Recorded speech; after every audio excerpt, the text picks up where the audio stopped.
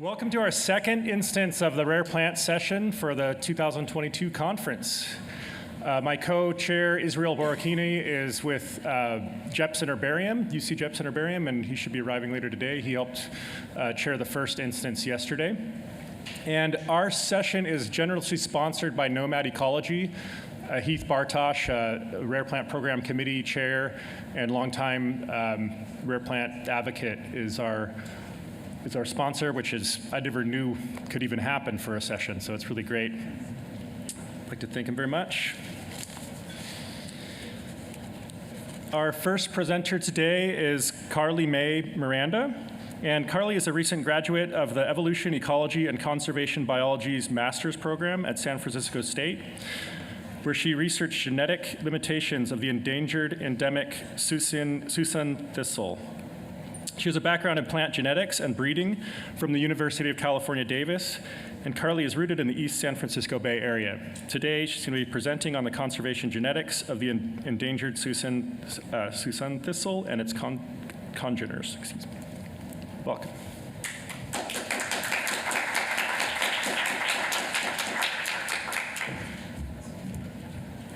Good morning. Can everybody hear me okay? How about now? Yeah. Better? Great. So as Aaron graciously mentioned, I'm going to be talking about the conservation genetics of endangered endemic Suisun Thistle today, which is a California rare plant rank 1B. For an overview of the presentation, first we will talk about the background of Suisun Thistle ecological and genomic analysis.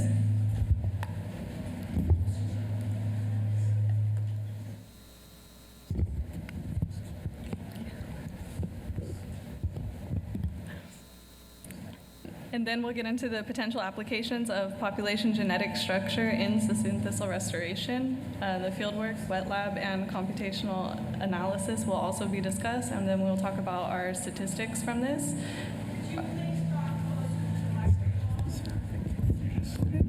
Okay, it's gonna make, there we go. And finally, we'll talk about the impacts on outplanting and conservation implications. On the left here, we have a picture of Suisun Thistle in bloom in the marsh at Rush Ranch, which is in Solano County. And the center is the basal rosette, so it's a biennial that typically sprouts with a basal rosette in the first year and then flowering heads in the second year. On the right, we have Malvaceae thistle, or Cirsium hydrophyllum var. Vaceae, also known as mountain tam thistle, and the two are closely related, but today we'll mostly focus on Suisun Thistle. And I just wanted to mention, not to confuse this one with the invasive European bull thistle, Cirsium vulgare, so the two can be easily confused. One of the biggest ways to identify the differences are the size. Because this invasive is an allotetraploid, it is a lot larger, has kind of a gigantism going on that Suisun Thistle does not have. It's also widespread across the entire continent, whereas Suisun Thistle is only found in one population in Solano County, which is highlighted here in red.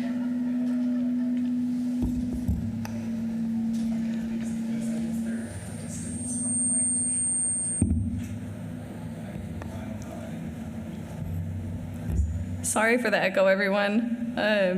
Is this okay, or is it still kind of lingering?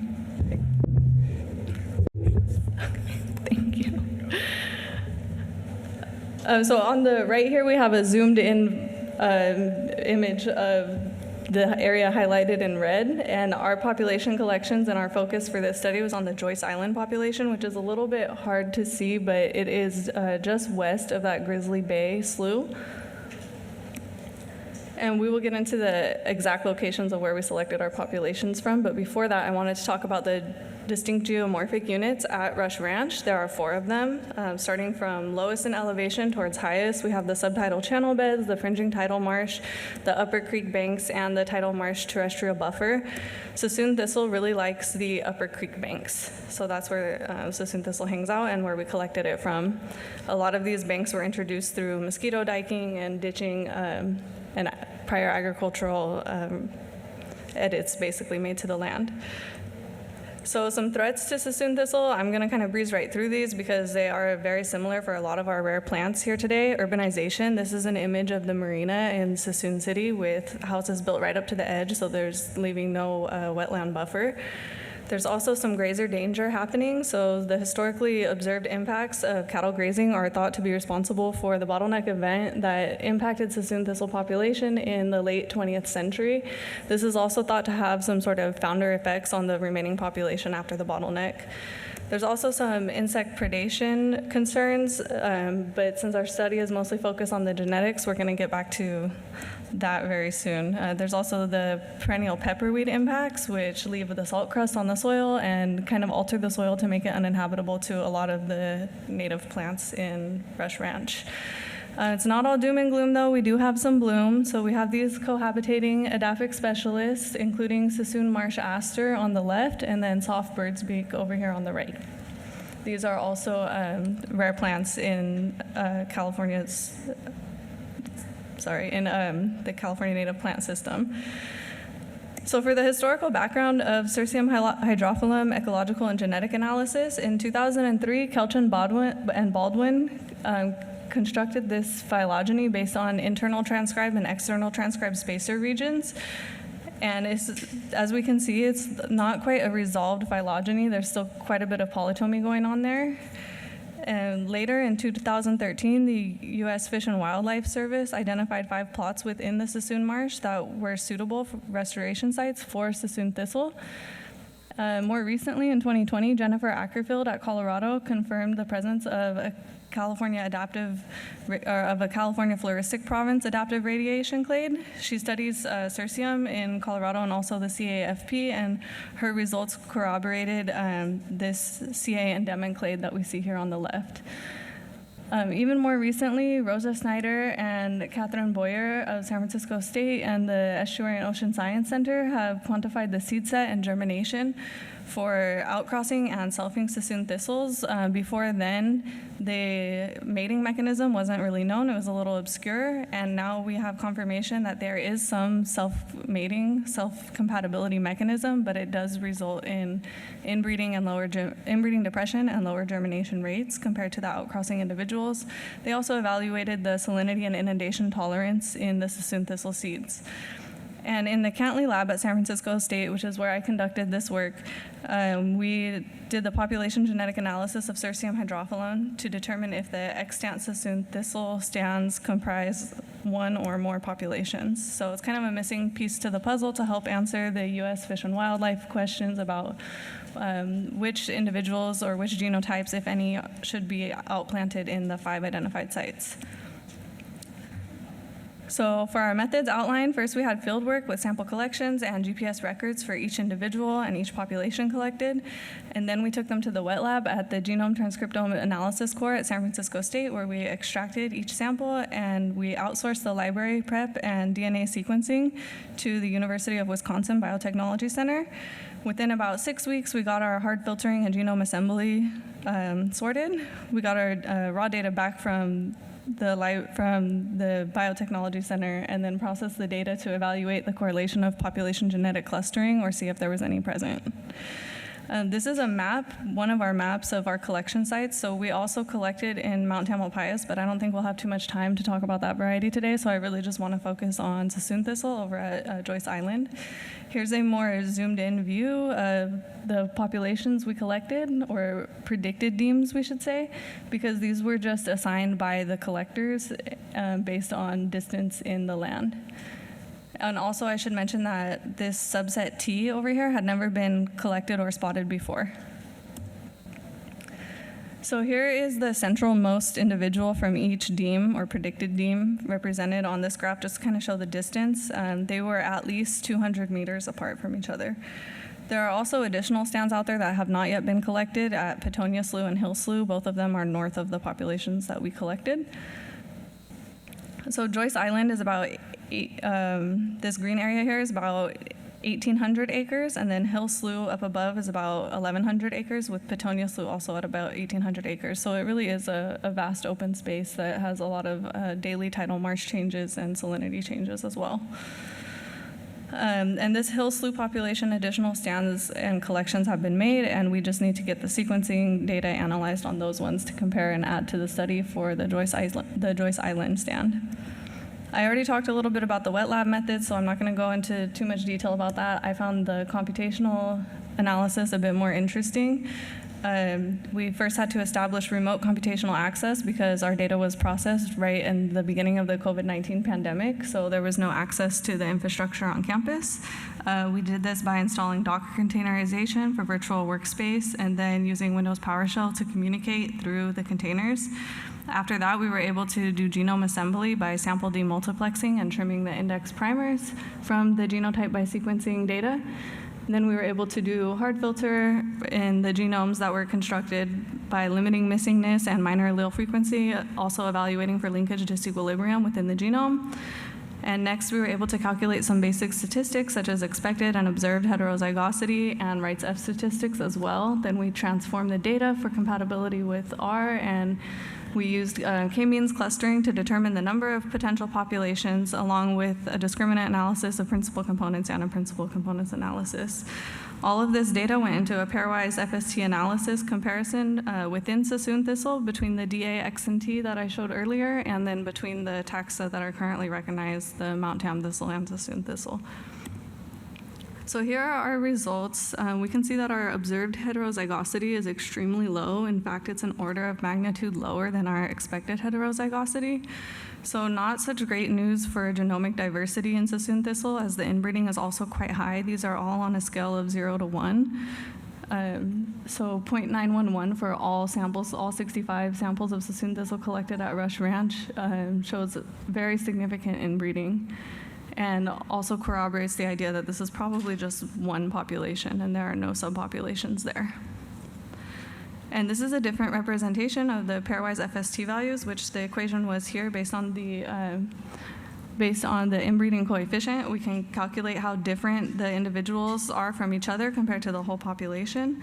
And once again, we got extremely low values for the Suisun Thistle collections. Everything here is under 0.003, which is functionally 0 for this analysis. So again, it shows that it's all one population. I just wanted to point out not to be confused by this dark red area here, because that's still only 0.003, and that's just the way that the color scale shows the data. But it's still functionally all one group. Next, I wanted to show an example data set for the Bayesian information criterion, which helps us determine the number of clusters. This is what a more diverse data set might look like. This one shows 3 clusters because we evaluate it based on the lowest Bayesian information criterion value, which in this case was 3, but our data looks a little different. As we said, it's probably just one cluster, so this was the results we got for our BIC. We can see here the lowest BIC value is at 1.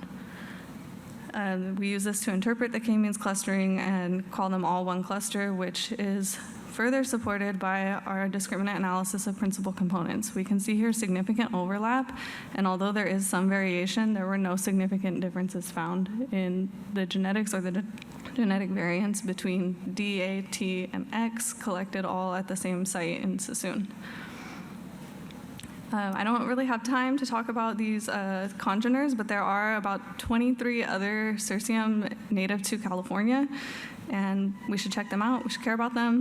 There are some in SLO. The other one that we were most concerned with, of course, is the Mount Tam, because it is the same species. And there are other cohabitating species here, endemics of Mount Tam, of course. These are more serpentine specific compared to Suisun Thistle, which is more salty, brackish marsh specific. But surprisingly, their genetics are very similar. So we can see here where in Mount Tam we collected from. And the differences in FST is an order of magnitude higher, but it is still very low at 0.03 only, rather than 0.003. So functionally, maybe we can reevaluate the status of these two with more data also into seeing if they're really 2 different variations or if they just live in different areas. Once again, we did a discriminant analysis of principal components for the Hydrophyllum Vaceae and the Hydrophyllum. While we do see more difference here, none of it was statistically significant, and more importantly, we see a lot of overlap between the two, despite their different areas of residence. So our conclusions are that the sampled range of Suisun Thistle in this study belonged to one core population with no genetic subdivision by predicted deems. The inbreeding in this population is extremely high, with the FIS coefficient being 0.911. And the observed heterozygosity is an order of magnitude lower than the expected heterozygosity, so it is extremely low. Some future directions for this study, once again, I mentioned the Hill Slough collection and then population genetic sequencing for comparison with the Joyce Island. These are all different outplanting sites, proposed outplanting sites, so we just want to make sure that if they are all truly one population or if we should worry about not mixing them from their native stands. And the impacts that this will have on the outplanting recommendation is, so far we suggest that there will be no evident harm to the population if we outplant any in the Joyce Island that were collected there. We also see the restoration of Cirsium hydrophyllum in this range, that it will be beneficial since all of the sequence samples belong to the same genetic cluster. And it is a struggling population in decline, so it can use all the help it can get. Further analysis of Suisun thistle from the other stands will be incorporated to disclose any additional and thus far unaccounted for genetic diversity in the species. So with that, I think we have a little bit of time to open it up to questions if anybody has any. And thank you all for being here.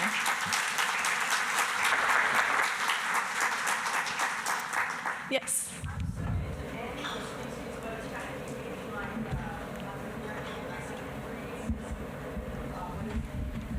Biennial phenology, thank you, yes.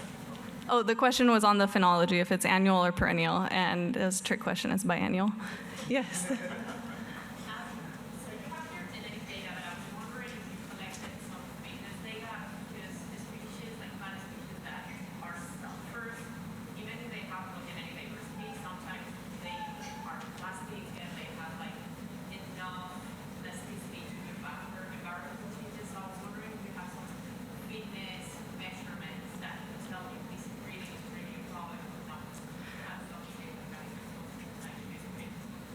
Right, so the question was about fitness data, if I'm understanding. I would refer to the study just published by Snyder and Boyer. They really did a deep dive over the last couple of years into the life history like never before of this species, and they also they showed the difference between the germination rates really of the selfing seeds and even just the seed producing rates before germination rates. So they found that the selfing plants did not produce as many seeds, but those seeds actually did germinate at higher rates than the outcrossing plants. So that's some interesting caveats to the fitness data there. Yes? If I remember Rosa's study correctly, there was significant variation year on year in the count. Is that still happening? I think so, and I think it has a lot to do with the rainfall in the area. So as we've seen in the past, 2017 was a very wet year, and now we're in the middle of a drought. I haven't been out collecting any time recently. 2019 was the last time I went out there, but in 2019 it was still coming off of a couple really wet years, and they were pretty abundant out there for collections. They were easy enough to find. Thank you.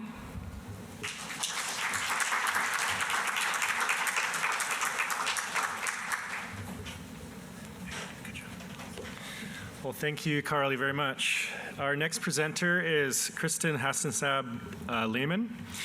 And Kristen oversees the lab at Santa Barbara Botanic Garden. She received her master's at San Diego State University, her PhD at Cal Bot Garden, and worked at the Smithsonian prior to landing her position at Santa Barbara Botanic Garden in 2017.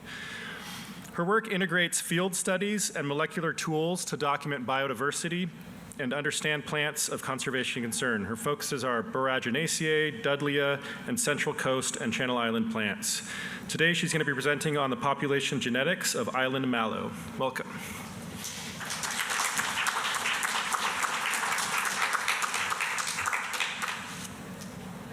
Okay. Thank you all for making time to come here about a beautiful plant, island mallow, that we've had the privilege of working on at the garden. It's nice to be able to talk about a plant that is charismatic and beautiful. I did my master's on Cryptantha with Mike Simpson at San Diego State, and so I did a lot of work with with Travis Columbus on grasses. So it's really nice to have a plant that I can convince everyone this is beautiful and interesting and worth studying, rather than having to get out our microscope to identify a particular taxa. So today I'm going to give you some background information about our island mallows. That has been an ongoing focus of study. Matt Williams, who is my collaborator and we collaborate on a lot of research at the garden, and co-author on this talk. I should have acknowledged his contributions. Spoke about some early microsatellite work that was done at the garden back in 2017, and so we have continued working on this group of plants over the last 5 years that I've been at the garden. So give you an introduction to the island mallows, some recent taxonomic changes, and then really get into the heart of the studies, which is the population genomics across all of Malvaceae flora, and as well as the northern subspecies flora, and then really summarize those results and discuss the conservation implications, which really is the heart of this conference. So there are 5 currently recognized taxa in the genus Malva that are endemic to the Channel Islands, which is where you might be more familiar with the California Channel Islands. There's 8 of them off the coast of California, but as we all know, plants don't know international borders. So while we will be focusing on the California Channel Islands, when I'm talking about island mallows, all 5 of them occur from, well, there's 5 of them. They occur in the north from San Miguel Island, and then all the way to the south off the coast of Baja California, we have members of this genus. So in the north, we have Malva asurgentiflora, subspecies asurgentiflora, and it occurs naturally on San Miguel Island and Anacapa Island. And if you went to a wonderful talk by Stephanie Calloway, she's talking about ongoing efforts for restoration outplanting on Anacapa, because in 1994, seeds were collected from the last remaining individual plant occurring on Middle Anacapa Island by National Park Service staff, as well as Steve Junak, who was the taxonomist at Santa Barbara Botanic Garden. And if it had not been for those collections, we would not have any seeds in the seed bank from Anacapa. So the early and thoughtful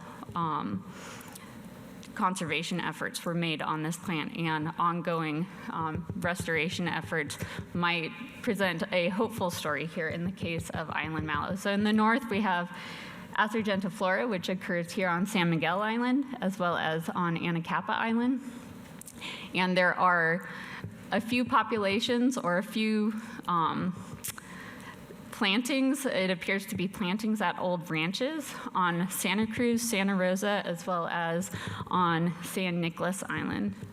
Further south, you have subspecies glabra, which occurs on Catalina Island, as well as on San Clemente Island, in very restricted populations. So subspecies glabra off of Catalina only occurs on 2 offshore islets, Bird Rock and Indian Rock.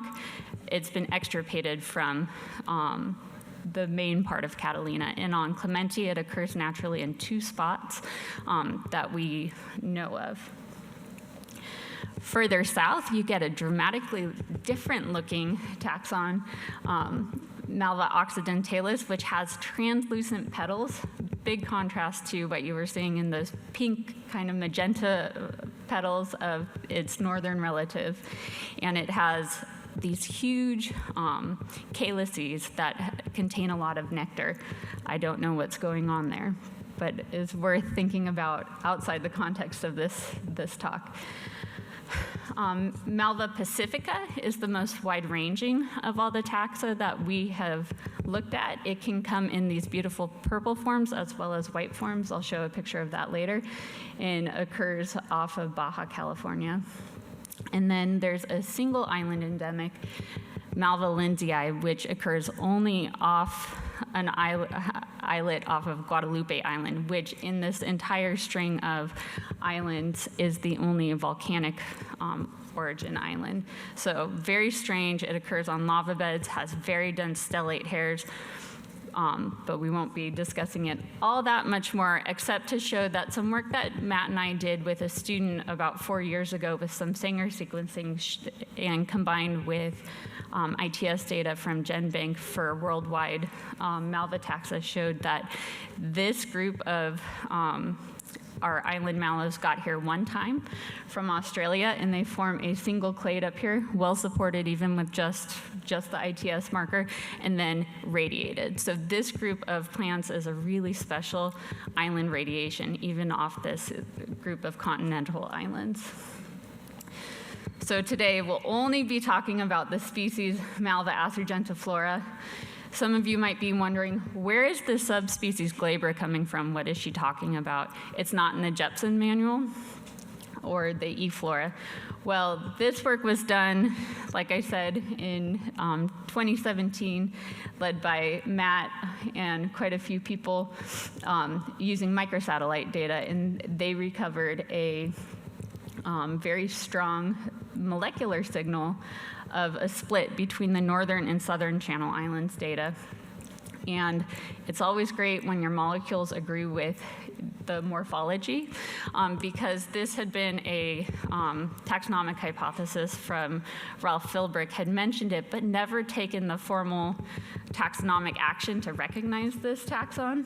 So Matt did this in 2019, and we have, so now we formally have Malvaceae argentiflora, subspecies argentiflora, and then subspecies glabra to the south. And taxonomy, I know people get upset with nomenclature changing and taxonomy changing, but it's really critically important in species conservation to have the right label on the plant. Otherwise, conservation is complicated. If you can't call your plant friends by their proper name, then how are you going to conserve them? Because our laws are tied to species conservation. So that's my plug for taxonomy. Malva is widely used in cultivation. And we know that these plants make abundant seeds, but they will also cross and hybridize, which has important implications downstream for how we're doing outplanting.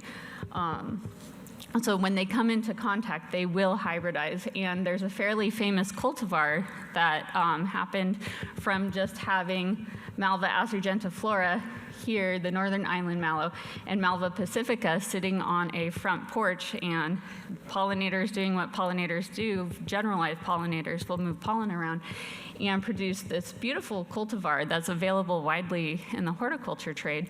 But in natural settings, do we want to be promoting this sort of hybridization?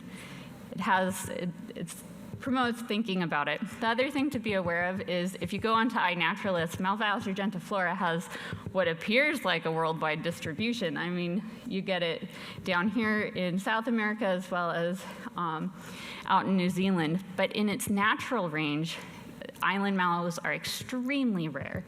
When we started working on this project, we were told there were 4 individuals possibly extant on San Miguel Island. And that sort of, that prompted this much larger project, of which the population genomics is only a component of major restoration efforts. They built a whole greenhouse. Our partners built a whole greenhouse out on San Miguel Island because of this, so that they could grow this plant on island and not move it around, and surveys across what was the historic known range of Malvaceae argentiflora.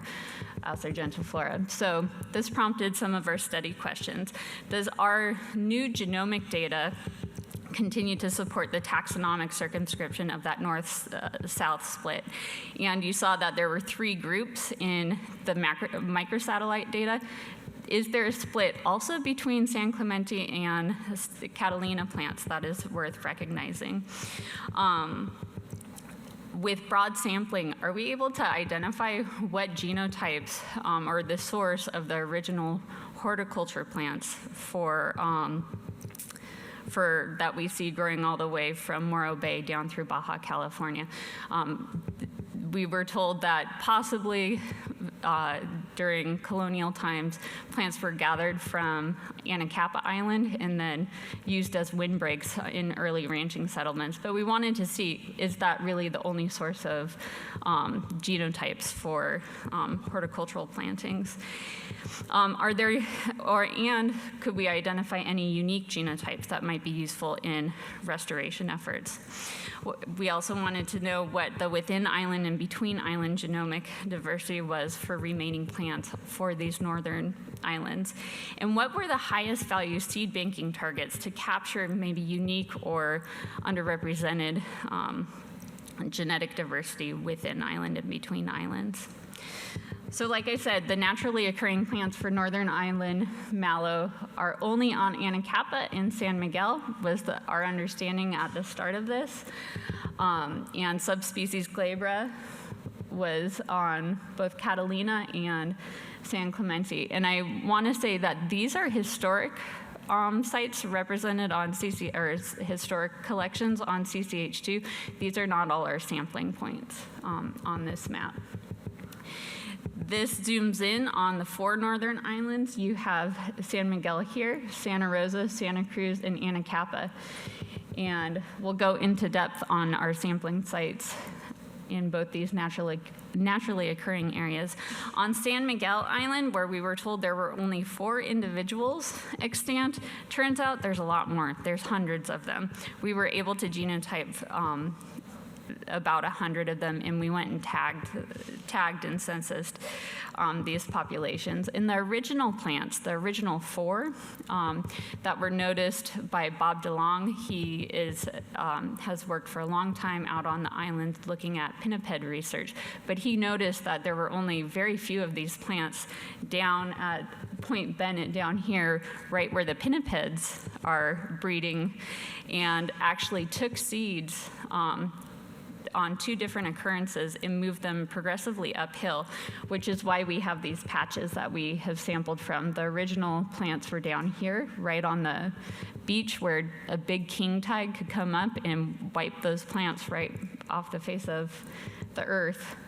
And has since these patches that he created over several decades, 2 times, he and his crew did this, are actually naturally recruiting. You go out, you actually see plants that are old, they look like grandma plants, and then you see little babies. So it's nice to see something that is actually showing natural recruitment. There's also plants on Anacapa Island. These polygons here represent a whole bunch of outplanting efforts that have been done by the Park Service and CIES. And if you hear Stephanie's talk, she'll talk about some of the recruitment issues that are happening on Anacapa Island. But that's beyond the scope of what I'm going to be able to talk about today. So rather than using microsatellites, we used a genome sequencing approach called ddRADseq, which means you take 2 enzymes, you chop up the total genomic DNA, and then you sequence it, and then you assemble it. We used iPyrad as our pipeline and calculated some of our basic population genomic statistics in populations, which is part of another pipeline. I won't go into all the details. We conducted principal coordinates analysis, which allows you to visualize your data. We also looked at Bayesian clustering in structure, and we created unrooted phylogenies in RAXML, just to look at the structure of our data. I put this up just briefly to discuss. The important outcomes of this study show that our expected versus observed heterozygosity on most of the islands was not that different. When you look at these, the values are not orders of magnitude different. So within island population genetic statistics. As you would expect, I mentioned that we know that the population on Anacapa has been bottlenecked. So all those plants that have been outplanted came from that single maternal line. And it does show the lowest here, the lowest amount of genetic diversity within island is observed on Anacapa. If you look at San Clemente and Catalina samples that we looked at, they have okay genetic diversity within island, considering how small those sample sizes are. We're talking, tens of plants, not hundreds of plants on both those islands remaining. And then San Miguel Island also had a reasonable amount of genetic diversity, considering the sample sizes that we're able to look at. When we look at pairwise FST values between islands, we get the highest comparisons between the southern islands and any of the northern islands. But surprisingly, our samples from Santa Rosa Island also show a high amount of divergence when you compared to any of the other islands. So right there, we were like, what's going on with these Santa Rosa samples? They appear to be fairly different. And in these pairwise comparisons, Anacapa Island is not very different from San Nicolas, Santa Cruz, and any of the horticultural accessions that we genotyped. Nice visual. We get very distinct island groupings. Catalina samples, Clemente samples, very different in our PCOA analysis. San Miguel forms a group, Santa Rosa as well, and then you have Anacapa and all of what we're calling horticultural specimens. This is following up on several other years of work, but Santa Cruz and San Nicolas, we expect were horticultural plantings or outplantings from Anacapa genotypes. And our samples that are also from mainland samples also group with Anacapa. Miguel, this is an unrooted tree showing the same major groupings. Everything from San Miguel forms one big, well-supported grouping. Santa Rosa's out here on its own distinct branch. Anacapa, San Nicolas, and all the horticultural accessions we tested group here. And Catalina and Clemente out on long branches really far away from conspecific samples. This is just an arbitrarily rooted tree. We do have data from the same sequencing run for phylogenetics, but that's not the focus of this talk. So more easily showing the bi-island grouping that we get. In our structure analysis, we get 5 genetic groupings, so very similar. It's nice when you get a data set that's telling you the same thing, even when you analyze it many different ways. So Anacapa and Santa Cruz here in green, Miguel, Clemente and Catalina showing no similarity with any of the other samples tested, and you get Santa Rosa here having some sort of admixture between Miguel and maybe a little bit of Anacapa. San Nicolas and horticulture specimens, nearly 100% genotypically similar to what we get on Anacapa as well. So what happens when we throw out those southern island samples? Does it change the story at all for just our northern island subspecies? No, we continue to get the same major genetic grouping. So Anacapa plus what I'm calling the horticultural specimens, San Miguel and Santa Rosa, forming 3 distinct groups. Same with structure. We get 3 genetic groups inferred, with the same San Nic and Hort specimens sharing a lot of genetic similarity with Anacapa, and Santa Rosa offering something unique. So what does this mean in terms of conservation? Well, we have continued support for that north-south split. There's little evidence of genetic exchange amongst any of these islands. And so really we're looking at unique units of biodiversity across islands. Each one broadly should be treated as its own entity, and we would not advise mixing genotypes from any of these islands. This is especially important in that southern split between Catalina and Clemente. And me, as a systematist by training, I go, okay, so this is what the genetics is telling me. What are the morphological differences? We haven't examined that yet, but what are some additional pieces of information that we can use to split San Clemente from Catalina and give practitioners in the field the ability to identify these taxa if they are indeed should be recognized as different taxa, which I would argue glabra should be split. So we should recognize a new taxon from San Clemente, looking for additional morphological differences. Outplantings for either of those islands should only come from San Clemente, and on San Clemente itself, practitioners should be sourcing seeds from only what is known to be original populations. It's very rare. It's very rare also on Catalina Island, and bird rock and Indian rock should be prioritized for outplanting. And if you go on INAT, the photos of the flowers look a little bit different to me, but I haven't quantified that. For the northern islands, there's a big genetic split between Anacapa and San Miguel. I don't think that it's worth, based off of any of the statistics we calculated, recognizing them as separate taxa. However, it's important to note that everything we genotyped from horticultural plantings shared Anacapa genotypes. So if you were looking to diversify the or to enhance genetics on Anacapa, look to horticultural outplanting. Santa Rosa has actually already been seed banked by our wonderful island partners and should be continued to be monitored and seed banked, and plant those Santa Rosa Island genotypes only on Santa Rosa. Same for San Miguel, and for San Miguel, the furthest away points from the Point Bennett over here, those genotypes also appear to be fairly unique and should be seed banked. Conclusions: this is a great tool, and it reveals highly structured populations across our islands. I'm sorry I said too much. There's going to be no time for questions, but I'm happy to take them after this session, and thank you for listening. Thank you, Kristen. That was great. Our next presenter is Doug Stone. Doug first worked on Orchidinae, the rare or endemic vernal pool grasses, for his master's degree at UC Berkeley in 1988.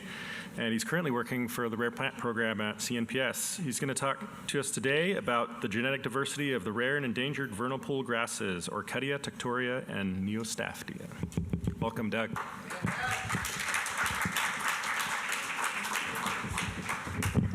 Thanks, Aaron. Thanks, everybody.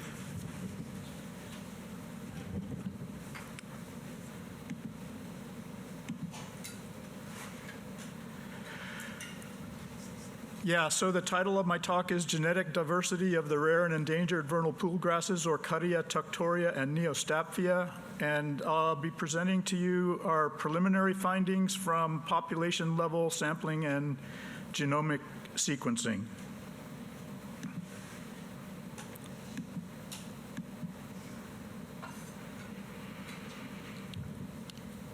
So the Orchidinae, including Orchidia with 5 species, Neostaphyia with 1 species, and Tuctoria with 3 species, are native annual grasses with an amphibious life history. In other words, these are, among the California grasses, these are the frogs.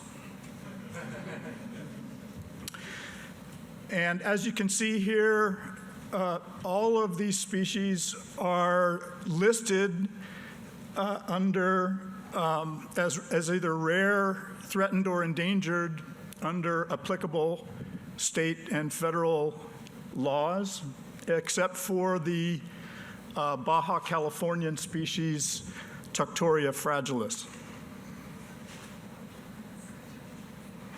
Shown here is the Calusa grass, Neostaphyia calusana. The late Beecher Crampton of UC Davis considered this to be the most unusual of the California native grasses. And the flowering spikes have been likened to miniature ears of corn. It has not been seen in Colusa County since being first collected there in May of 1898, but it does persist in 4 other counties.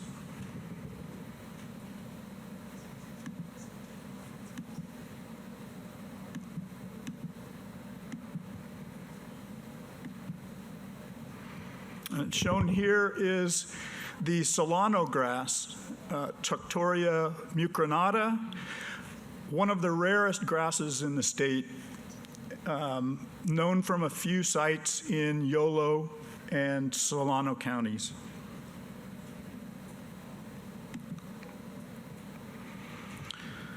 And shown here is Tuctoria greenii. This was named after Professor Edward Lee Green, who was the first professor of botany at the University of California.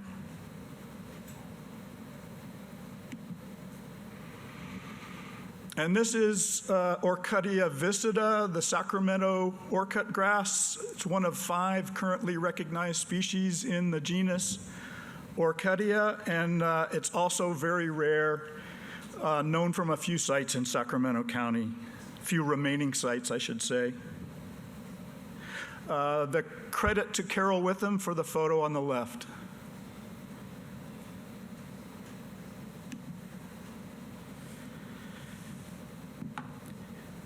Yeah, so this is the worldwide distribution of the Orcutiinae. 7 of the 9 species are endemics or near endemics of the Central Valley. And then down in coastal Southern California and into adjacent parts of Baja, we have Orcutia californica. And then way down near the southern tip of the Baja Peninsula, we have Tuctoria fragilis.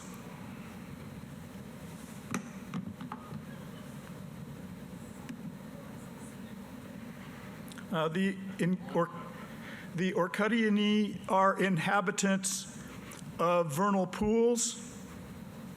I think you're all familiar with vernal pools.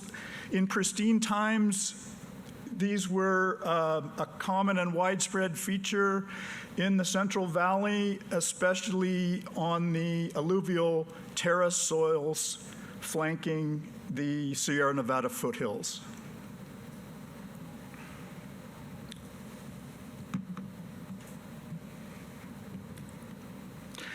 And these pools support a specialized flora of maybe 150 species, predominantly annuals, and including a number of endemics.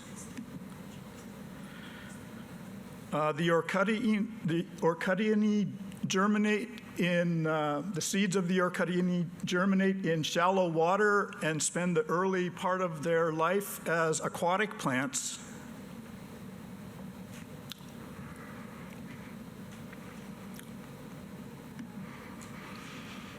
Oh, skipped one here. Then in the late spring and early summer, when the pools dry down, they shift to a terrestrial phase, and there's flowering and setting of seeds.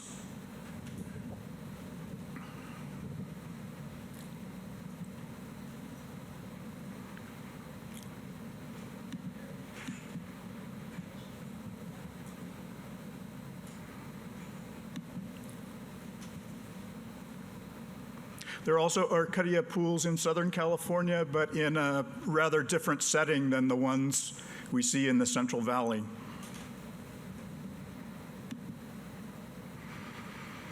And the point here is that in areas of suitable habitat, these plants can be locally abundant. This is an ocean of Neostaphyia. at the Hickman Vernal Pools in Stanislaus County.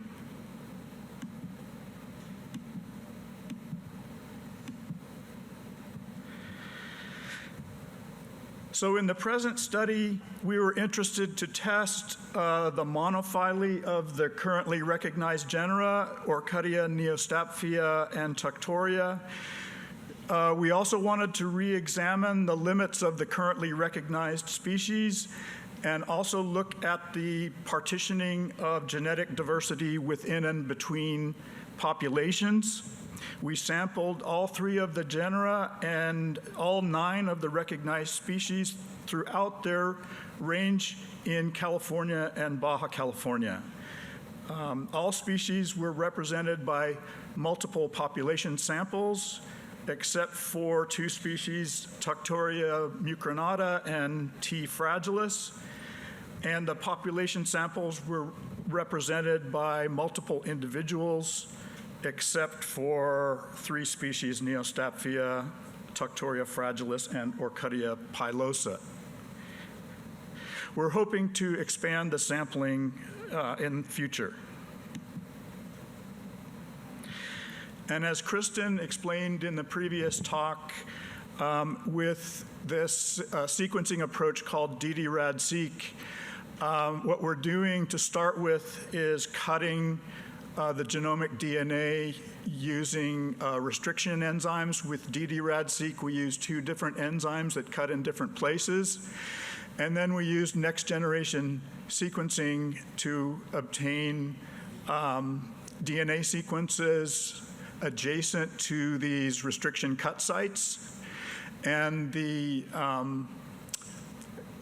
great power or benefit of ddRADseq is that we can obtain an enormous amount of data of sequence data from different parts of the genome.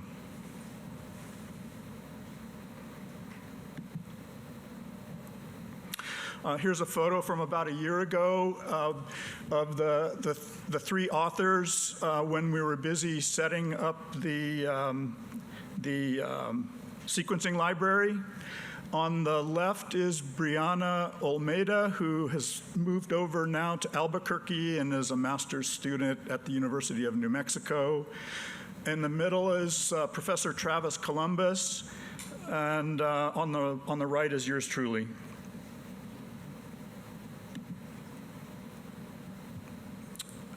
So in terms of raw results, we had 56 samples in this preliminary study. Among those samples, we accumulated 97 million DNA sequences for an average of 1.7 million sequences per sample. There were half of our samples shared more than 10,000 loci, and all but a few samples shared more than 1,000 loci, so we really are talking about an enormous amount of data. In our multiple sequence alignment, there were 9 million sites, including over 500,000 single nucleotide polymorphisms, or SNPs.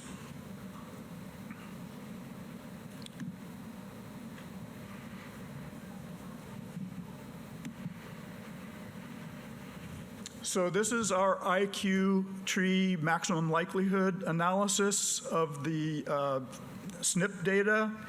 And the first thing I would point out is that the branch support was generally high throughout this tree, from the base, the splits between the different genera, all the way up to the tips. With one notable exception, those branch support values shown in yellow are for the branches around Tuctoria fragilis, and we really wanted to include this sample in our analysis, but the quality of the DNA, genomic DNA in our sample was quite poor, and so we didn't get good branch support around that sample. The first branching lineage is Neostaphyia, followed by Tuctoria, which forms a paraphyletic grade leading to monophyletic Orchidia. And then within Orchidia, our analysis supports the 5 species that were previously recognized on morphological grounds and with chromosome counts. So we have the Orchidia inequalis clade, O. pilosa, O. californica, O. viscida, and the O. tenuis clade. I'll talk a little bit more about these later. These results are more or less consistent with some previous studies by Boykin et al. In 2010 and Peterson et al. in 2016. So that's reassuring. Most importantly, we have confirmed in this analysis that the genus Tuctoria is not a natural group. That is, it's paraphyletic. And if we look at it morphologically, we see that Tuctoria is not really a good genus on that level either. It's a genus that was that doesn't have any uniquely defining features.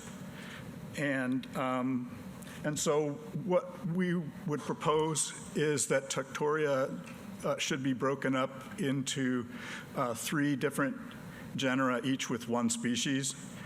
In that case, Tuctoria fragilis, the endemic from the southern part of the Baja Peninsula, would keep the name Tuctoria, and the 2 Central Valley members, Tuctoria mucronata and Tuctoria greenii, would need new names. So get ready for that.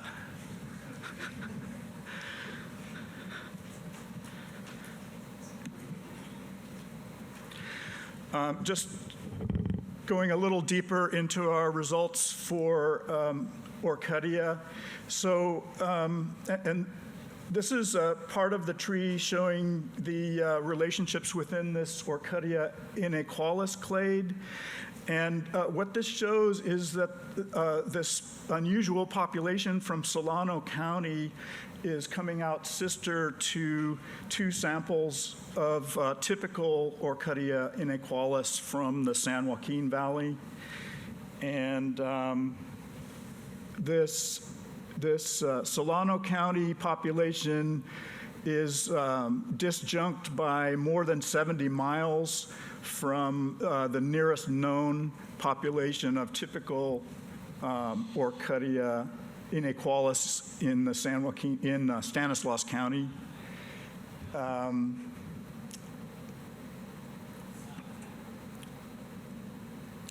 Yeah. Oh, so in 2003, when this Solano County population was discovered, that led to speculation that it was caused by a recent, i.e. anthropogenic introduction.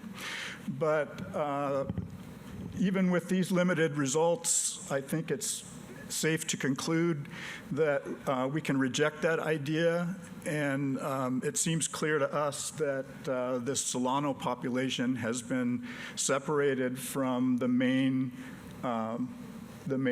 Orchidia inequalis for a long time. How long exactly, we don't have an estimate at this point.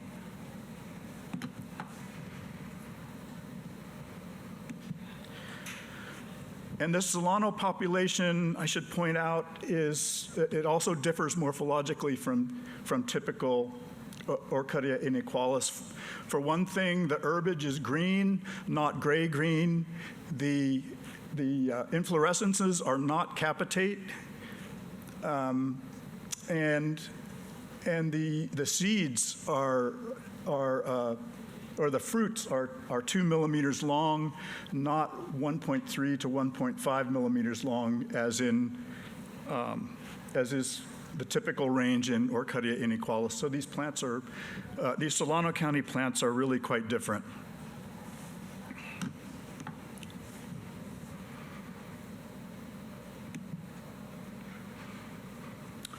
Moving on to the Orchidia tenuis clade, what you should notice here, first of all, is that there are three populations from the Modoc Plateau named here as Bernie, Timbered Crater, and Modoc that are phylogenetically nested within a grade consisting of samples from the Sacramento Valley. And then the other thing to notice is that there's an unusual population of Orchidia tenuis from Sacramento County. So this is different from Orchidia viscida, the Sacramento County endemic. But this Sacramento County population that has been put into Orchidia tenuis is coming out sister to all of the remaining populations. So it looks like there's been a northward, in the evolution of this clade, there's been a northward trend, or perhaps a range expansion in a northward direction.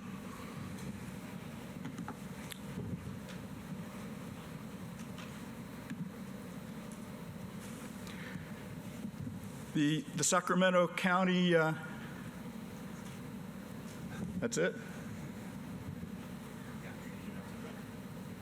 Okay.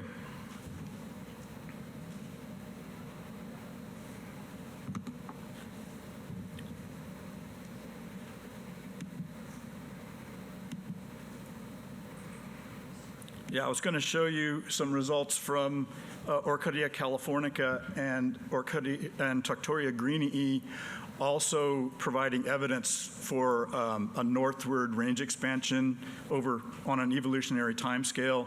To summarize here, these ddRADseq data have resolving power from deep levels between genera all the way to the tips at and below the species level. Tuctoria is paraphyletic, and some of its species need to be reclassified. Orchidia populations from Solano and Sacramento counties are genetically and morphologically distinct and should be named. And there's evidence of northward range expansion on an evolutionary timescale in several of the lineages. This talk is dedicated to my late friend, schoolmate, and colleague, Dr. Roy Buck. California has always been a frontier, and as the saying goes, the frontier is still here in terms of increasing our knowledge of plant diversity.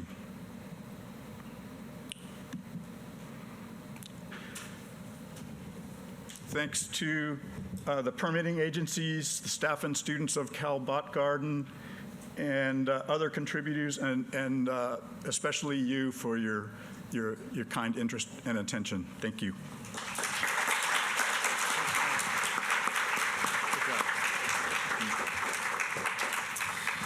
Thanks, Doug. Our next presenter is Tracy Misiewicz, and Tracy is a National Science Foundation postdoctoral research fellow and research associate at the University in Jepson, Herbaria. Talk today is about population genetics, demographic, and evolution history of Dudley's lousewort. And let me see if I can get this going here. Where is the mouse? Here we go.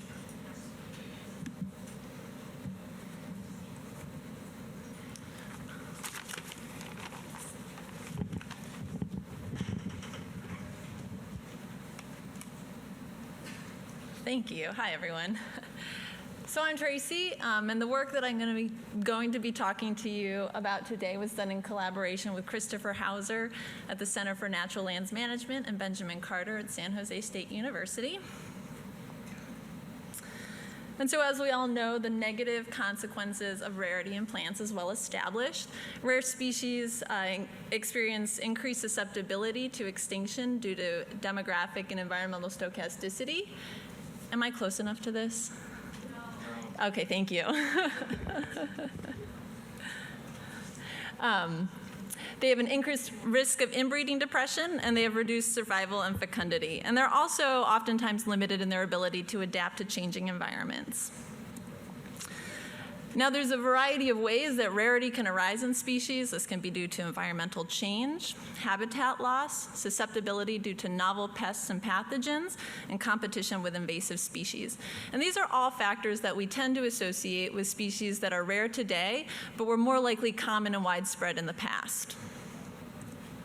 Now, alternatively, species can be historically or innately rare.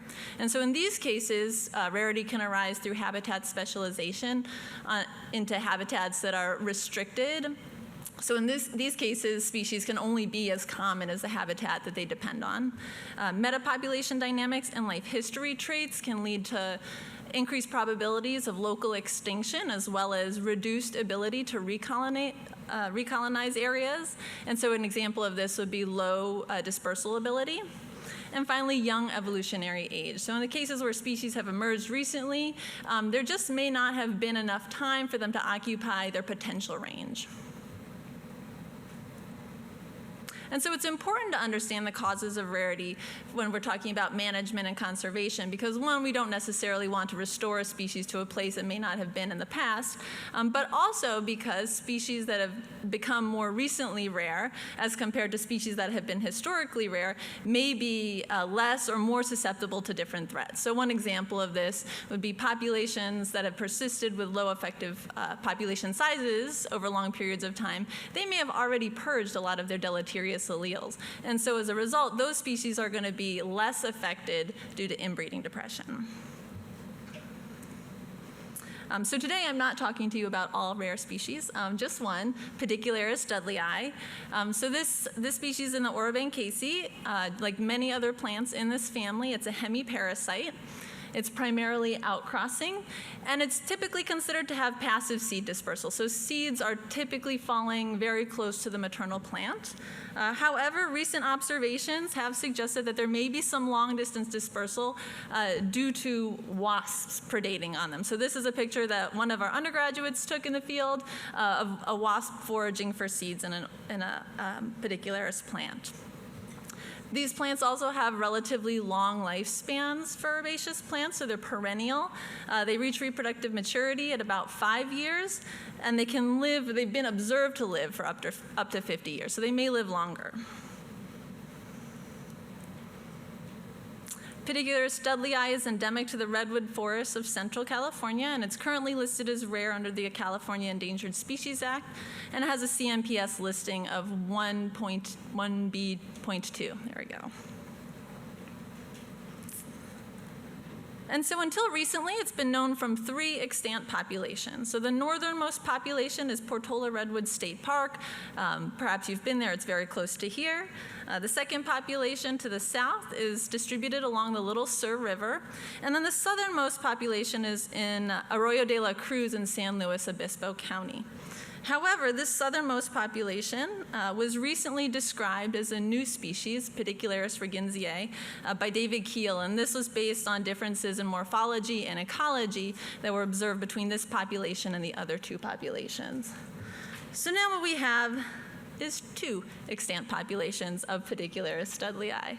Now, there has been some speculation that the distribution of this species was once greater than it is now, but the evidence is scant. So the reason that people have come up with this hypothesis is because of the existence of 2 herbarium specimens. And so one of those was collected in 1884, and one was collected in 1893. And we believe that these 2 localities are between the 2 known extant populations. So the 1893 specimen locality is simply By Road in Redwoods, San Lorenzo River. And the 1884 specimen is Aptos, Santa Cruz County, California. So the second specimen, the Aptos, we believe that may refer to the town of Aptos. So this town was established in the early 1800s, and it became a logging boom town. And we know that the redwood forests were clear-cut in that area between 1883 and 1923. And so this specimen, the 1884 specimen, would have been collected just as this logging was getting going. So this, again, is sort of the question of, is this species has it always been rare? Is it historically rare? Or has it become rare more recently? And so again, perhaps these two specimens suggest that it hasn't always been as rare as it is now, that maybe the distribution was more widespread than the two populations that we observe today. And so the main aims of this study were threefold. We wanted to test the morphological and ecological hypothesis that Pedicularis reginsiae is distinct from Pedicularis dudleyi using molecular data. We wanted to describe the genetic diversity and population structure of those two remaining Pedicularis dudleyi populations. And then we wanted to test the hypothesis that Pedicularis dudleyi may have underwent a bottleneck due to increased logging in the early 20th century. Okay, and so for our first question, we used two loci, the internal transcribed spacer and one chloroplast locus. And we used 6 Pedicularis dudleyi individuals from Portola and Little Sur, as well as 2 Pedicularis reginsiae individuals. And leaf material for the Pedicularis reginsiae individuals were sampled from herbarium specimens collected in the 1980s, because this is the last time that access has been granted to the private land that this population is found on. We also used sequence data from closely related Pedicularis species from GenBank, combine all this data to build our phylogeny. And this is what it looks like. So you can see that we have a well-supported monophyletic group that includes Pedicularis reginsiae, the widespread and common Pedicularis densiflora, and Pedicularis dudleyi. And Pedicularis reginsiae and Pedicularis dudleyi each form their own well-supported clades. So this result really firmly supports David Keel's hypothesis that Pedicularis reginsiae is a distinct entity that is different from Pedicularis dudleyi. And as Kristen said, it's great when the molecules match the morphology and the ecology. So our second aim was to describe the genetic diversity and population structure of Pedicularis dudleyi. To do this, we used ddRADseq data. Thank you to everybody for explaining that before me. Our final data set included 2,026 variant loci across 118 individuals, and these were split pretty evenly between the Portola and the Little Sur populations. Let's skip that. Okay, so here are our results. So the top structure image that you see is K equals 2, so that's a model with 2 genetic clusters. And we can see that there is very clear differentiation between our Little Sur population and our Portola population. Now that's not entirely surprising. These two populations are pretty distant from one another, and there's no populations in between them. Now, our best supported model was not actually K equals 2, but K equals 3. And so this is really surprising to me because we were not expecting to see genetic structuring within the Little Sur population, which is what you can see going on there. So Portola is still its own distinct entity, but we have these two subpopulations or subgroups within that Little Sur population. And what it looks like is that we have partitioning along the river. And so you can see here that it looks like genetic variation is sort of distributed along the north and the south side, and that we tend to have gene flow flowing downstream. We also looked at the fixation index. So as talked by speakers earlier, theoretically a value of 1 means complete partitioning of variation, and 0 means like total panmixia, everything's interbreeding. And if we look at our comparisons between Portola and Little Sur, our values are approaching 1. So those are very high. These populations are totally differentiated. And then even if we look at the 2 Little Sur subpopulations, we see pretty high, this is pretty high genetic differentiation, especially given that there is all individuals within this population are no more than 1 kilometer from another individual. So again, we see this really interesting signature of genetic differentiation. The Portola population has a lot more private alleles than the Little Sur populations. Again, this is sort of in line with what we've seen. And then we see that the Portola population is less genetically diverse than those little Sir populations. So there's fewer polymorphic loci and lower observed and expected heterozygosity. And this is in spite of the fact that that population has about twice as many individuals as the little Sir population. Okay, and then finally we wanted to test the hypothesis that this bottleneck occurred, perhaps corresponding with the logging of redwood forests. And in order to do this, we use demographic modeling using DIY ABC, random forest, which implements an approximate Bayesian computation along with a random forest methodology to select the best model. So what we did is we gave it 3 models. We gave it our first model, our stable population size. So this is what we would expect to see if Pedicularis Dudley has always been rare and small and unchanging over time. Our second scenario, we gave it a recent bottleneck. So we said after these 3 populations have diverged, a bottleneck occurred at that point. And then the third scenario is sort of in between. We said, well, maybe it hasn't been stable over all time, so let's give it a scenario where we have an ancient bottleneck that maybe occurred at the point at which Portola diverged from Little Sir, but before those 2 Little Sir subpopulations diverged from one another. And we have a very clear result of scenario 2, the recent bottleneck winning. So this scenario was supported with a posterior probability of 1, which again supports the idea that, we can't say for sure whether it was logging of the redwood forest, but it does seem that populations have declined recently. And so, in conclusion, Pedicularis reginsiae is distinct from Pedicularis dudleyi. This increases the conservation priority of both species. So now we have 2 endangered species instead of 1, and the one that we had before has lost a third of its populations. Portola redwoods and Little Sir populations of Pedicularis dudleyi are highly differentiated from one another. This has ongoing implications for current seed banking efforts as well as restoration. There's genetic structuring in the upstream and the downstream portions of the Little Sir population, which was just amazing to me. I was so surprised to see it. And we think that the most likely explanation for this is that these 2 subpopulations were probably isolated along different parts of that river, and what we're observing now is them coming back into contact with one another. And then finally, demographic modeling supports a scenario where contemporary rarity of the species is explained by a recent bottleneck. So it is likely that this population has been declining, or these populations, this species. And to conclude, I just want to say thank you to Save the Redwoods League for funding this work, a lot of help from the Portola Redwood State Park, and then 3 undergraduates, Austin Betancourt, Tracy Simmons, and Anjum Gujral, who were instrumental to this work. And in case, I don't want to discourage anybody from leaving before the next speaker, but if I've lit a fire in your heart for Pedicularis dudleyi at 11:20, so coming up in the Oak Room, Anjum is going to be talking about our research looking at the population biology and ecology of the species. And with that, if there's time, I'll take questions, and thank you.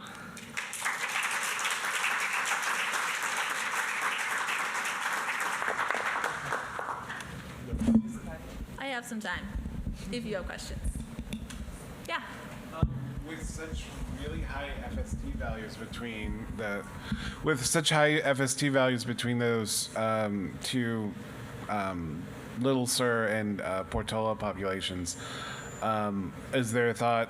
Do you think that they may be cryptic species, or what's your thoughts on that? I mean, I'm really into speciation, so I would love it if they were cryptic species, but I don't think that's the case at all. So there's no morphological, no real strong ecological differentiation between those populations. These are super small populations, so just hundreds of individuals, and I think what's more likely is that there's been a lot of opportunity for genetic drift over time, and that's what's really leading to these high FST values. Yeah.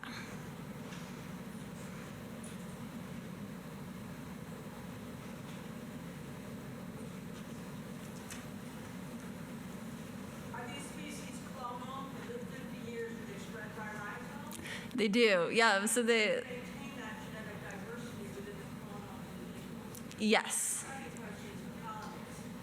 So native bumblebees, Bombus sitcanensis, I think. Yes, and so Yeah, pollinated by native bumblebees. And there seem to be plenty of them, so we don't think that pollination or outcrop, like that doesn't seem to be a limiting factor. So not slug pollinated. Not slug pollinated. You know, at first we thought we're like, maybe slugs are dispersing seeds. Sometimes you see the banana slugs like dragging stuff behind them, but probably not. But maybe.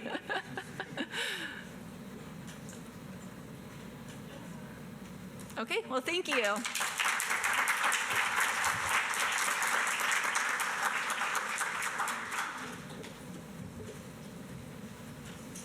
Well, thank you, Tracy. Our next presenter is Robert P. Comito. Robert is a third-year PhD student at California Botanic Garden and Claremont Graduate University. He is an alumnus of UC Berkeley and Cal State University Long Beach, and is a Southern California native interested in both local and tropical flora. Today, we'll be presenting on Pitcher Sages in Peril, a conservation genomic study of Ross's pitcher sage. Welcome. Thank you. Thanks. All right. Thank you so much. So we're here to talk about Lepichinia raceae, Ross's pitcher sage. I'm going to shout into this. All right. So just a little bit about Lepichinia. Lepichinia is a genus of aromatic shrubs in the mint family. Most of the species are found in South America, but we do have a California contingent. A recent study sampled 31 species, again focused on South America. Here we have an example of not a California species, but one that's growing at California Botanic Garden right outside of my building. This is Lepichinia hastata, and so here we can see it sampled here. The only California species that has been sampled previously is Lepichinia calycina. So there's a lot to learn about the California Lepichinia from the molecular perspective. Here's the phylogenetic, biogeographic neighborhood of Lepichinia. Here we have Lepichinia calycina up in the north. Lepichinia fragrans and is in LA County, extending into the Channel Islands. We have Lepichinia cardiophylla in the peninsular ranges. And Lepichinia urganderi is another rare species just along the California-Mexico border. But here we're focusing on Lepichinia raceae today, which was only recently discovered in 1996 and described in 2006 formally. And here we have some examples. The key feature that distinguishes Lepichinia raceae from other species of pitcher sages in California is this inflorescence architecture. So we can see here with the bracts removed, you can see the scalloping, this architecture. And here the calyces are still attached. And I'm really thankful for that because it makes it easy to find them once they've started to undergo their deciduous phase. Like other California species of Lepichinia raceae, they're drought deciduous. And these are hanging on from last year, these I kind of describe them as Pac-Man ghosts. The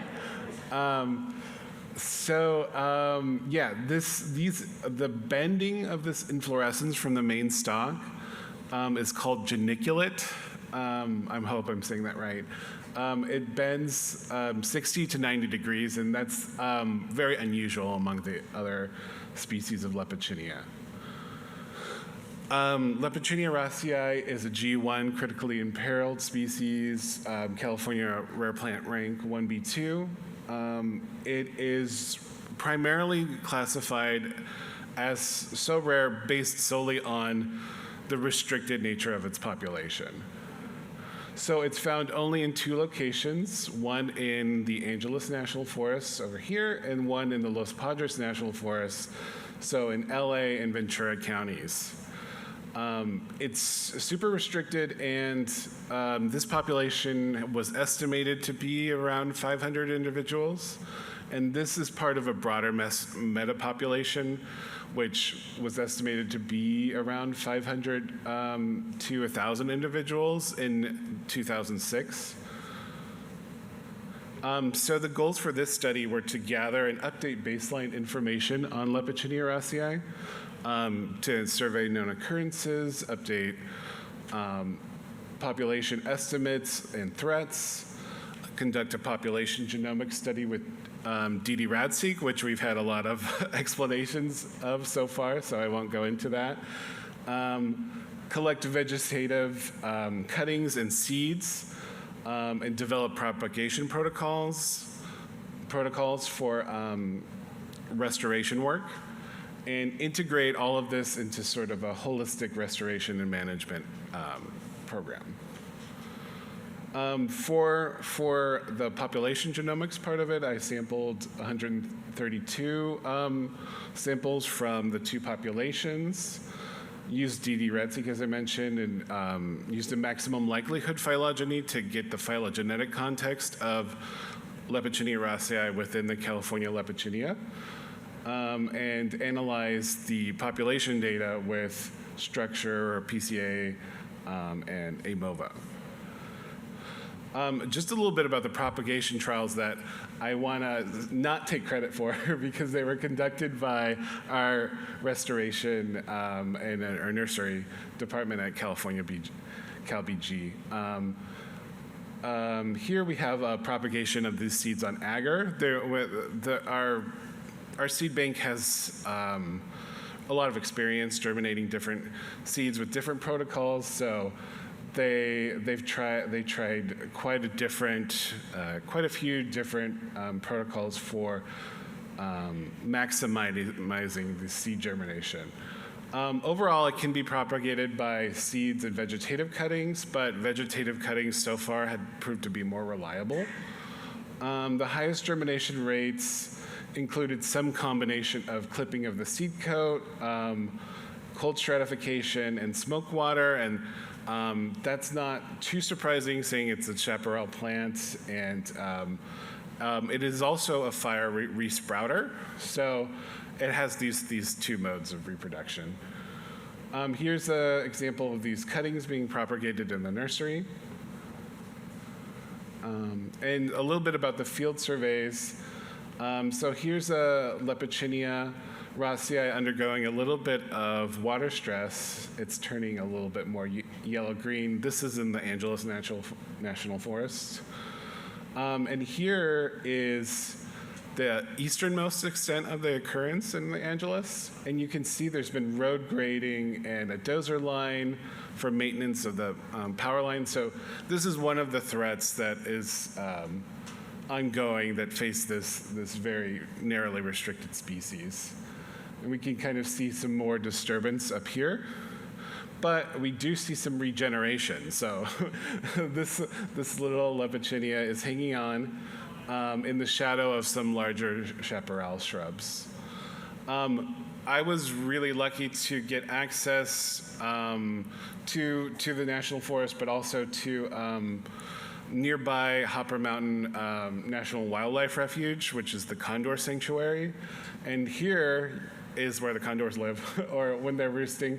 None were there at present, so that's why I got to go up there and look around for Lepidoptera. But unfortunately, as of yet, I haven't found any Lepidoptera raceae in this neighboring refuge, but there's hope. Maybe we'll find some soon. Here is another image of it growing on a hillside, a disturbed hillside in the Ventura County population. You can see these sort of arcing inflorescences. So just to summarize the results of the population surveys, we estimated between 150 and 300 individuals in the Los Padres population. And while the CNDDB lists ANF as two separate occurrences, we found it to be one continuous occurrence along one Forest Service road. There are some rugged terrain and difficult to access subpopulations, especially in Los Padres, so we can't be 100% confident in those population estimates.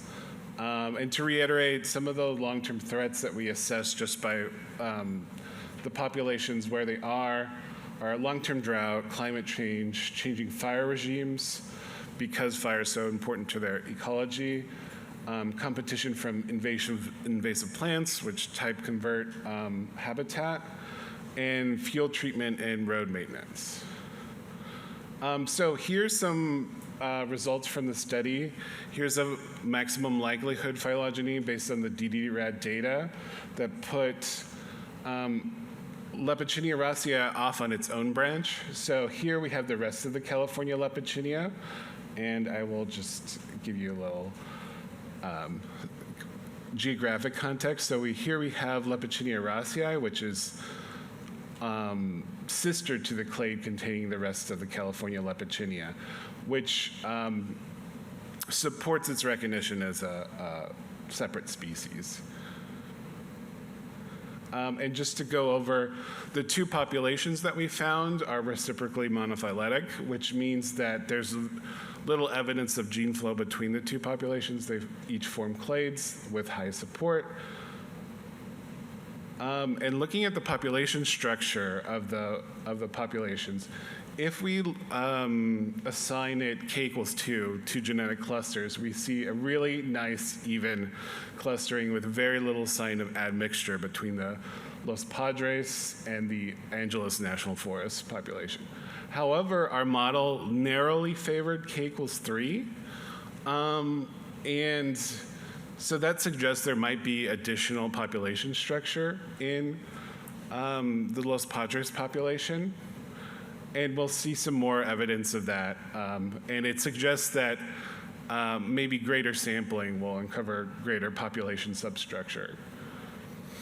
As we increase the K, we don't get greater support, and we kind of get, but we do get the suggestion that there is a minority genotype within the Angeles National Forest. But overall, the Angeles population, despite our greater sampling, greater access, is really quite homogeneous.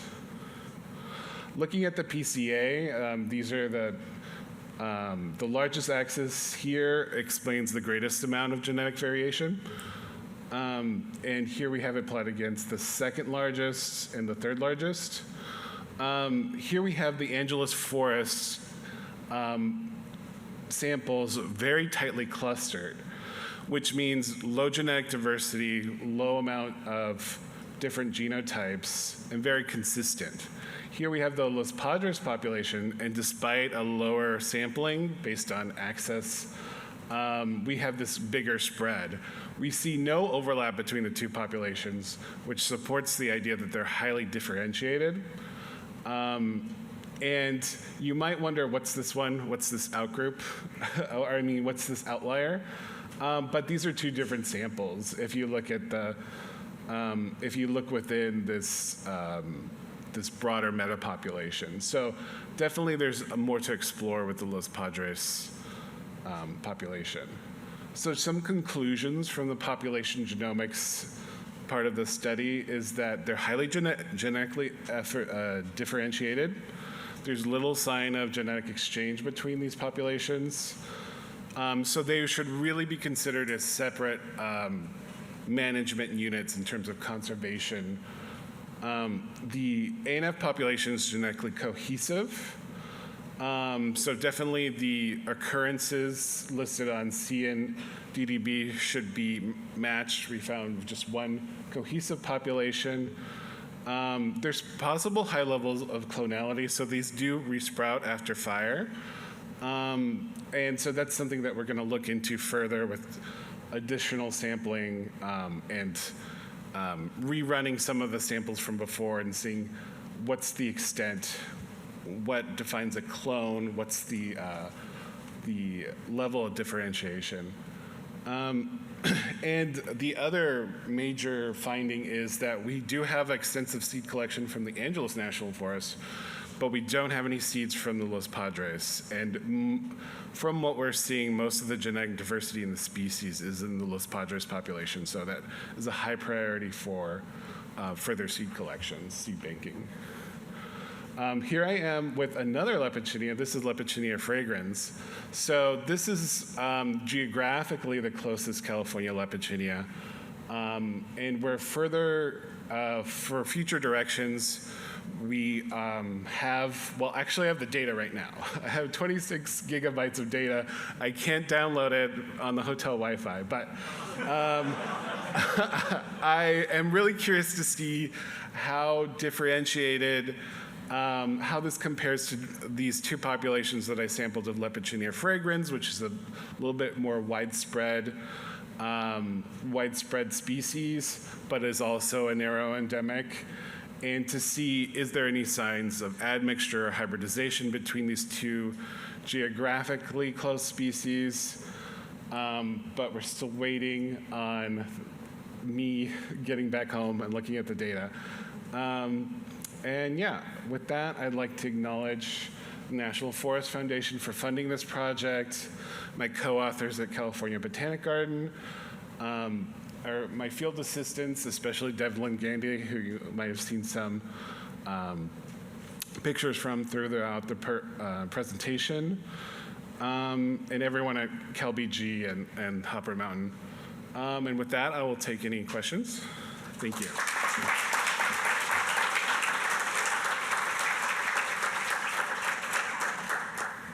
Kristen? I'm curious with the how far out. I'm curious if you have any sampling that's more broadly representative of Lepichinia across,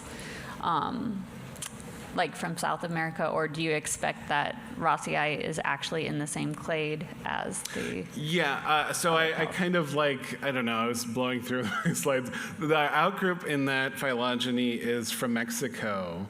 And so they're quite distantly related on that original phylogeny. I am going to include some more outgroups from South America just to verify its position. Oh, I went way past it, I think. Yeah, so definitely I'm going to include some South American outgroups just to verify the position of Rossii. But so far, I think it's, my hypothesis would be it comes out in a clade with the other California Lepichinia. Go ahead. So I do a lot of surveys out there actually, and I've seen tons of this Lepichinia rossii on Ruby Canyon. That part of the Angeles seems very, very xeric. Have you noticed any big ecological differences between the Sespe wilderness population? That's a great point. It is xeric. I was going to mention, and I forgot to mention that also, as well as it's genetically homogeneous, the sites we found it were about the same. Chaparral, open chaparral near a roadside, whereas in the Los Padres, there was a lot of variability with where we found them. They were in terms of microsites. Some were directly above the creek in a more riparian environment, and some were further up the ridge line. So with these different microhabitats that could explain or might help explain the differences in the genotypes we recovered. And yeah, definitely, in terms of being more xeric overall, maybe it is more xeric. I didn't really notice that, but definitely there's a broader range of microhabitats in the Los Padres. You over there?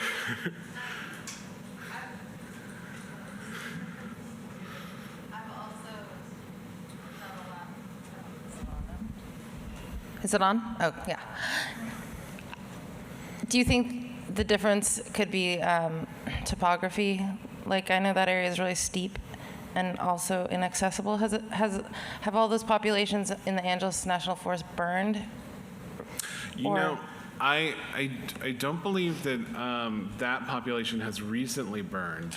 I know that some of the other populations of the Los Padres have. So if I go, perfect. This area, which I completely forgot to mention, is one area where we did not find Lepichinia that was Lepidoptera rossii, there was a small population located here before. And after the Thomas fire and subsequent drought, we don't see any more Lepidoptera rossii here. And this is in Pine Canyon, which is just adjacent to the watershed. Sorry, I was answering your question, and then I came up with another thought. Can you repeat the part that I was trying to answer? I've forgotten, but I have another Yeah. question. Well, yeah. So Is that big road with the transmission line on it? Is that Oh, San in- Francisco Mountain Way? in the Angeles? Yeah. Yeah. Tule Ridge. Okay. Yeah.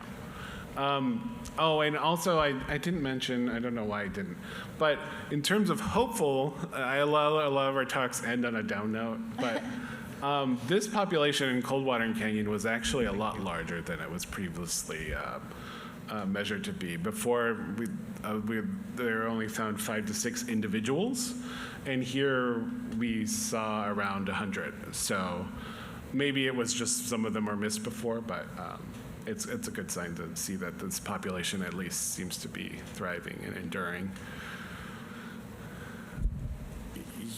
Yeah. Yeah, so I've been doing work on Lepidoptera ganderi on Otay Mountain, and I just noticed that just from the few photos, there's some pretty good variation in flower color, right? Have you noticed that?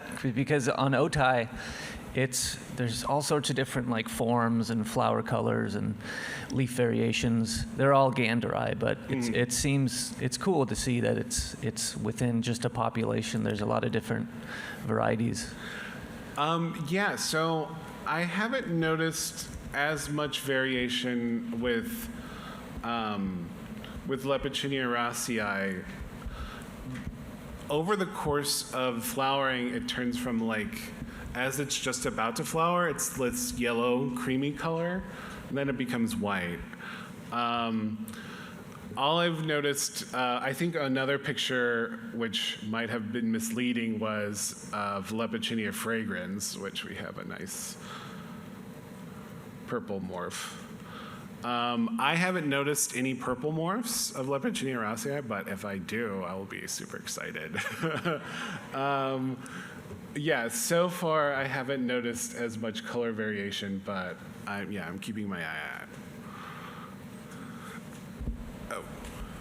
Given the diversity of habitats in Los Padres and the species' response to fire, which is to germinate its seeds after fire, they're introducing temporal genetic variation of seeds in the seed bank are coming up from many years or decades since the last fire. So you have this patchiness imposed by different fire regimes. So if you thought about temporal variation, Yeah, that's a great point. So we do have the seeds from Angeles. So one thing that we were going to do was sample the seedlings to get at least two different generations from what's extant versus the seedlings that we have. And I believe the seedlings were all collected from the plants, so they won't be from the seed bank from. We don't have seed collections from Los Padres, but that is a good target because then we can sort of look at at least the change from the current generation to the next generation. And that's a great point. I'm sure the seed bank. But I will say that a lot of the plants in the Los Padres are somewhat older and larger, so they could have survived from longer through multiple different climate regimes or fires. So that could be another reason why there's greater diversity. Thanks. Thank you so much.